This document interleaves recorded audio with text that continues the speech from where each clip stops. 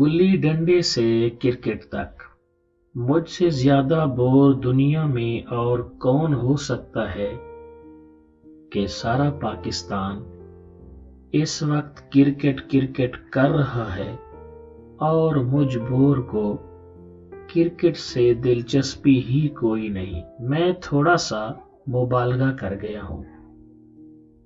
दिलचस्पी होती है मगर सिर्फ उस वक्त जब मैच पाकिस्तान और इंडिया के दरमियान हो। मगर प्रॉब्लम ये है कि पाकिस्तान को हारता देख नहीं सकता। चुनाचा जब कभी ऐसी सूरत हाल पैदा होती है, क्रिकेट से मेरी दिलचस्पी उसी लम्हे खत्म हो जाती है।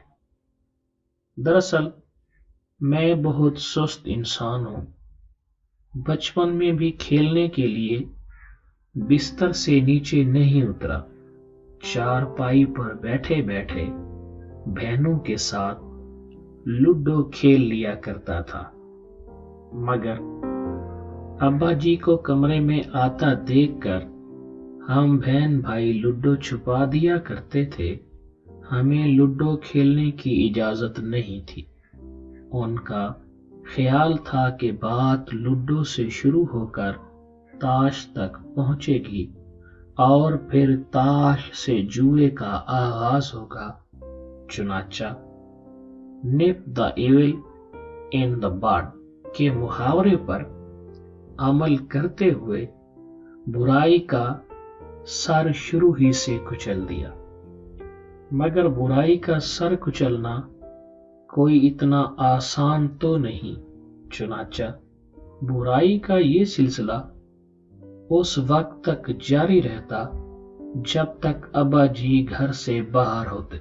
अलबत्ता क्रिकेट से मिलता जुलता एक खेल हम घर के करीब वाकई एक खुली जगह जिसे हम खोला कहते थे, बड़े शौक से खेला करते थे। फर्क ये था कि एक तो इसमें विकेटें नहीं होती थी और दूसरे गेंद का ठिप्पा जमीन पर नहीं, बराह रास्त उस बल्ला नहीं डंडे पर मारा जाता था जो दूसरी जानिब खड़े खिलाड़ी के हाथ में होता था। गेंद खिलाड़ी की सिमत हवा में उछाला जाता था और जमीन पर गिरने से कबल उसे हिट करना होता था। बस इसमें खराबी ये थी कि कोई एक आध बेवकूफ दूसरी जानिब खड़े खिलाड़ी की कुव्वत का अंदाजा लगाए बगैर शरीफाना तरीके से बाल हवा में उछालता था और फिर पता नहीं चलता था कि बाल गया किधर है।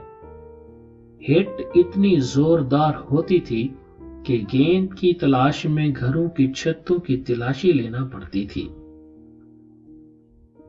एक गेम इसके अलावा भी थी और इसमें और क्रिकेट में ममासलत ये थी कि गेंद इसमें भी होता था।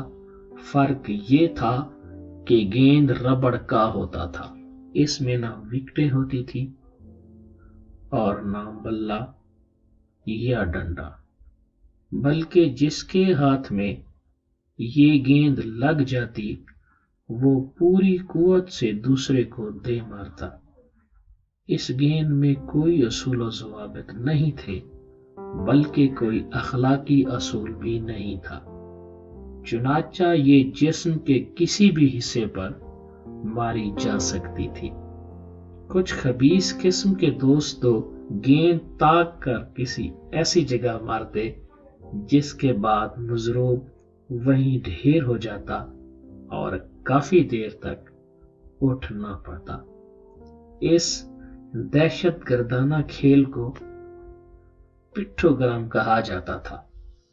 जैसा कि मैंने शुरू में कहा था कि क्रिकेट से मुझे कभी दिलचस्पी नहीं रही, मगर ये अजीब इत्तेफाक है कि बचपन में जितनी गेमें भी खेली वो तकरीबन सब की सब क्रिकेट की इब्तिदाई शक्ल ही के जमरे में आती थी।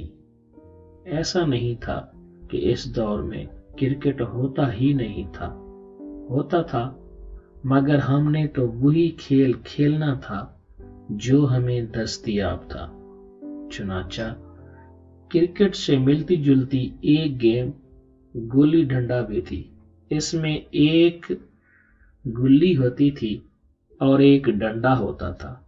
گلی کی شکل کس سے ملتی تھی آپ یہی سمجھیں کہ مجھے اس کا علم نہیں، بس لکڑی کا ایک چھوٹا سا ٹکڑا ہوتا تھا جو دوسری طرف پھینکا جاتا تھا اور اسے ہٹ لگانا ہوتی تھی۔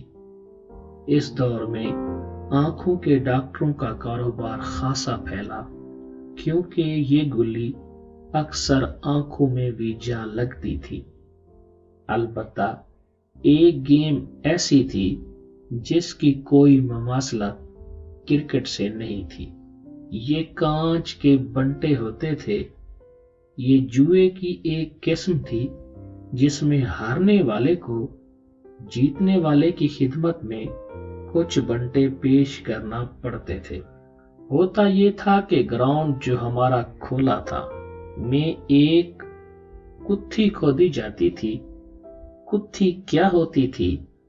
یہ ایک چھوٹا سا سوراخ ہوتا تھا جس میں ایک فاصلے سے بنٹے لڑکائے جاتے تھے، اور جو یہ بنٹے کتھی میں ڈالنے میں کامیاب ہو جاتا تھا وہ جیت جاتا تھا۔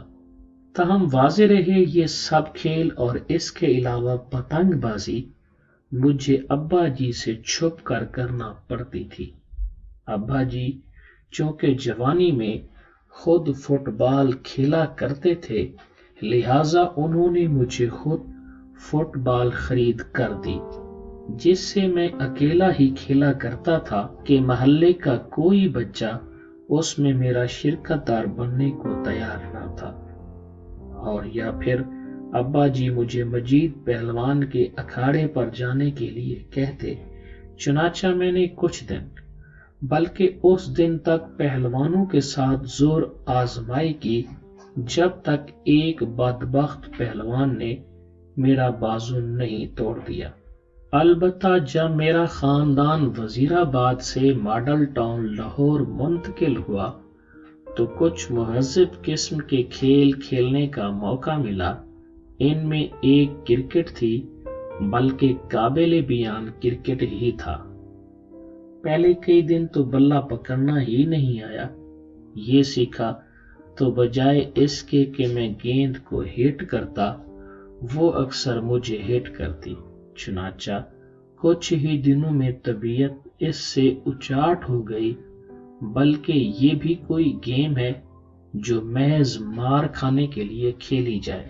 دیکھ لیں، آج بھی سارے کھلاڑی سر، آنکھوں اور ٹانگوں کو گیند کی ضرب سے بچانے کے لیے کیا کچھ پہن کر گراؤنڈ میں اترتے ہیں۔ دیکھ لیں، آج بھی سارے کھلاڑی سر، آنکھوں اور ٹانگوں کو گیند کی ضرب سے بچانے کے لیے کیا کچھ پہن کر گراؤنڈ میں اترتے ہیں۔